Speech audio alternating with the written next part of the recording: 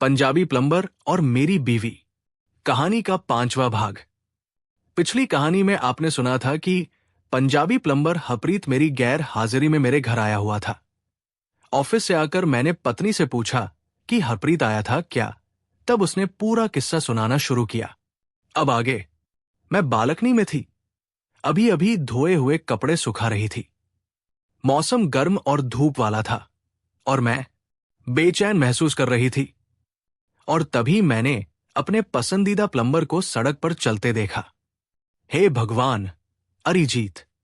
वो तो मेरी याद से भी ज्यादा हट्टा कट्टा लग रहा था। काम से पसीने से तर, उसकी कमीज उसकी मांसपेशियों से चिपकी हुई थी। उन्होंने भी मुझे देख लिया। अपनी उन गहरी आंखों और उस शरारती मुस्कान के साथ सीधे मेरी ओर देखा। हेलो मैडम जी, उन्होंने पुकारा। एक और कप मीठी चाय कैसी रहेगी? मुझे नहीं पता मुझे क्या हुआ, लेकिन मैंने खुद को कहते सुना, क्यों नहीं, ऊपर आ जाइए। वैसे मैंने ये कपड़े पहले से ही पहन रखे थे। सोचा आज कुछ अलग ट्राई करूं, है ना? जब मैंने उन्हें सीढ़ियों से ऊपर आते सुना तो मेरा दिल जोर से धड़कने लगा। जिस तरह से उन्होंने मुझे देखा जब मैंने दरवाजा खोला, मैं उनके सामने बहुत छोटी महसूस कर रही थी, लेकिन साथ ही आकर्षक भी, जैसे वो मुझे पूरा निगल जाएंगे। इसी बीच उनकी नजरें मेरे ऊपर घूम रही थी। मैं इस ड्रेस में खुद को असुरक्षित महसूस कर रही थी, लेकिन साथ ही खुश भी। उन्होंने मुस्कुराते हुए कहा, वाह मैडम, आप आज बिल्कुल बॉलीवुड हीरोइन लग रही हैं। मैं शर्म से लाल हो गई। इस पसीने से लथपथ मेहनतकश आदमी के सामने खड़ी होकर खुद को बहुत असहज महसूस कर रही थी। लेकिन इससे मुझे दिल्ली में अपने कॉलेज के दिन याद आ गए। वे पंजाबी और हरियाणवी लड़के कभी कभार मुझसे कैसे मजाक करते थे। वे मुझे अपनी अनोखी बंगाली सुंदरी कहते थे। हमारे पड़ोस के मिलनसार प्लम्बर की आंखों में भी वैसी ही प्यार भरी नजर थी। अंदर आते हुए उसने कहा, उम्मीद है आपको मेरे अंदर आने से कोई आपत्ति नहीं होगी। उसकी आवाज गहरी और मर्दाना थी। इससे मुझे थोड़ा छोटा महसूस हुआ, लेकिन बुरे तरीके से नहीं। मैंने उससे कहा कि वो बैठक में आराम से बैठ जाए, जबकि मैं चाय बना रही थी। उसने सिर हिलाया और सोफे पर बैठने से पहले मुझे एक देर तक देखा। रसोई में मैं अब भी उसकी मौजूदगी महसूस कर सकती थी। मैंने बातचीत शुरू करने की कोशिश करते हुए आवाज लगाई, तो हरप्रीत, आप इस काम में कितने समय से हैं? वो हंसा। उसकी गहरी आवाज आसानी से सुनाई दी। ओह, कई सालों से मैडम जी, बचपन से ही पापा से सीख रहा हूं। मैं केतली पकड़ने में उलझी हुई थी। मेरे हाथ थोड़े कांप रहे थे। ये दिलचस्प है, मैंने किसी तरह कहा। तो फिर आप बहुत कुशल होंगे। कुछ देर रुकने के बाद उसने जवाब दिया, जी हां मैडम जी, मैं तो बहुत कुशल हूं, हर तरह के औजारों में माहिर। उसकी आवाज सुनकर मैं शर्म से लाल हो गई। मैं चाय बनाने में जुट गई, लेकिन तभी मुझे याद आया, चीनी फिर से ऊपर वाले शेल्फ पर थी। मैं झिझकी, फिर बोली, हरप्रीत, क्या तुम मेरी मदद कर सकते हो? चीनी, मैंने उसे उठते हुए हंसते सुना। फिर से, मैडम जी, आपको नीचे ही रखना चाहिए। वो रसोई में दाखिल हुआ। उसका विशाल शरीर दरवाजे को भर रहा था।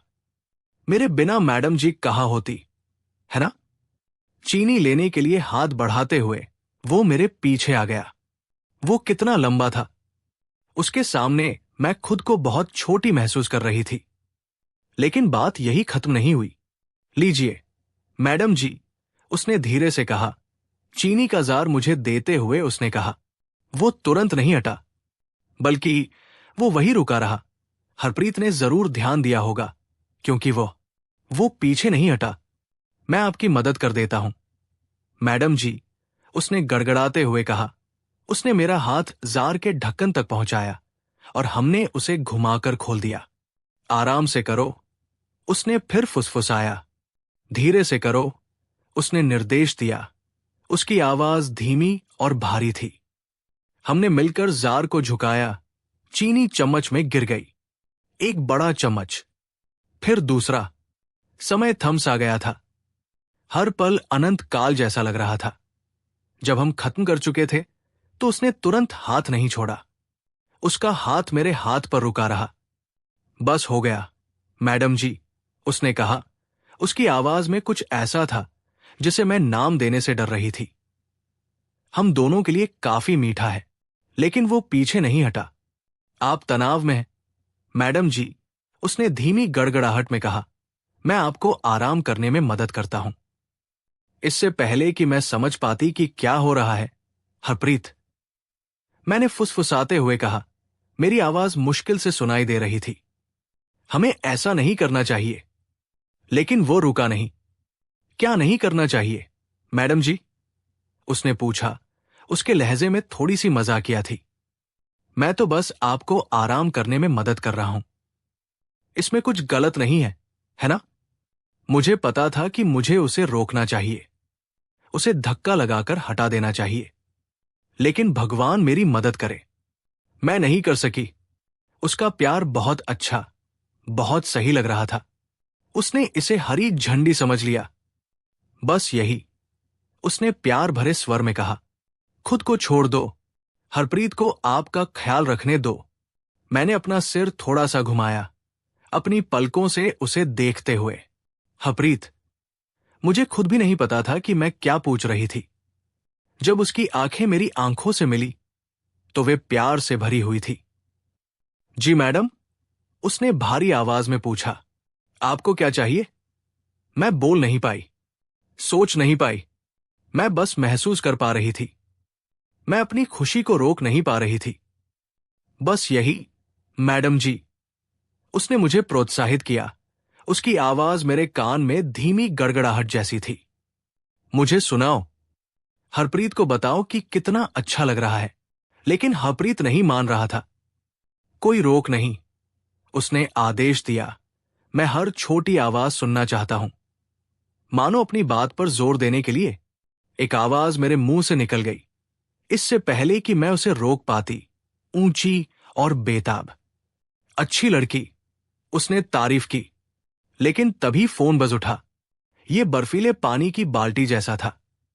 मैंने हरप्रीत को धक्का देकर दूर कर दिया और फोन उठाने की जल्दी में लगभग लड़खड़ा गई। मेरे हाथ इतने बुरी तरह थरथरा रहे थे कि मैं मुश्किल से रिसीवर पकड़ पा रही थी। यह आपकी मां थी, और वो भी। मुझे याद भी नहीं कि उन्होंने क्या कहा।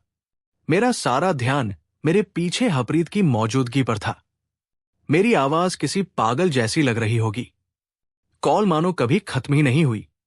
जब मैंने आखिरकार फोन रखा तो हरप्रीत जा चुका था। बस गायब हो गया, जैसे वो कभी था ही नहीं। लेकिन मैं अब भी उसे महसूस कर सकती थी। मैंने खुद को बाथरूम में बंद कर लिया। मेरे पैर मुश्किल से मुझे सहारा दे रहे थे। उसके बाद मुझे शर्मिंदगी महसूस हुई, अपराध बोध हुआ, लेकिन साथ ही रोमांच भी। सालों बाद ऐसा महसूस हुआ।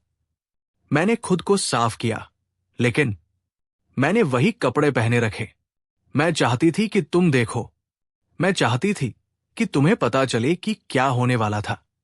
जब उसने बात खत्म की तो मैं चुप था, सोच रहा था। फिर खुद को आश्चर्यचकित करते हुए मैंने उससे पूछा, क्या तुम्हें अच्छा लगा? उसने सिर हिलाया। उसकी आंखें मेरी आंखों से हटी ही नहीं। हां, उसने स्वीकार किया। मुझे विश्वास नहीं हो रहा कि मैं ये कह रही हूं, लेकिन मुझे बहुत अच्छा लगा। आराध्या के शब्द हवा में गूंजते ही मेरे अंदर भावनाओं का बवंडर उमड़ आया। धिक्कार है उसे ये स्वीकार करते हुए सुनना कि उसे इस हटे-कटे, नीच किस्म के दरिंदे का प्यार कितना पसंद आया। मुझे ईर्ष्या, उत्सुकता और राहत का एक अजीब सा मिश्रण महसूस हुआ। हां, राहत। महीनों से मैं आराध्या को बेडरूम में निराश कर रहा था, लेकिन अब उम्मीद की किरण नजर आ रही थी। आराध्या की आंखें मेरी आंखों से मिली। उनकी गहराई में अपराध बोध और इच्छा का मिश्रण उमड़ रहा था। अरिजीत, मुझे जानना है, क्या तुम सच में इससे ठीक हो? हरप्रीत के साथ क्या हुआ? मैंने गहरी सांस ली और खुद को संभाला। आराध्या, मेरी बात सुनो। सब ठीक है। याद है हमारी सारी बातें? खोजबीन के बारे में, तुम्हारे कही और खुशी पाने के बारे में? उसने धीरे से सिर हिलाया। ठीक है, मेरा मतलब यही था। मैंने आगे कहा, मैं चाहता हूं कि तुम खुश रहो, आनंद महसूस करो। और अगर हरप्रीत तुम्हें वो दे सकता है। मैंने मुश्किल से निगलते हुए कहा, मैं सब कुछ जानना चाहता हूं। हर छोटी से छोटी बात, बिल्कुल वैसे ही जैसे तुमने आज मुझे बताया था। उसके चेहरे पर राहत के भाव आ गए। क्या तुम सच में ऐसा कह रहे हो? मैंने सिर हिलाया। मेरा गला सूख गया था। हां, लेकिन अभी मुझे थोड़ा समय चाहिए। मैं नहाने जा रहा हूं।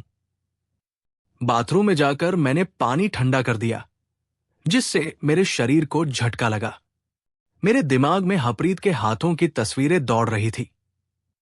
रात के खाने के बाद मुझे महसूस हुआ कि आराध्या की निगाहें मुझ पर है। वो धीरे धीरे पास आई। उसके होठों पर एक शरारती मुस्कान थी। अरिजीत, तुम उत्साहित लग रहे हो। क्या आज जो हुआ उसकी वजह से? उसके साथ मेरे गाल लाल हो गए। शायद। मैंने स्वीकार किया। बताओ अरिजीत, क्या तुम्हें यह सोचकर उत्सुकता होती है कि वो तुम्हारी पत्नी को प्यार कर रहा है?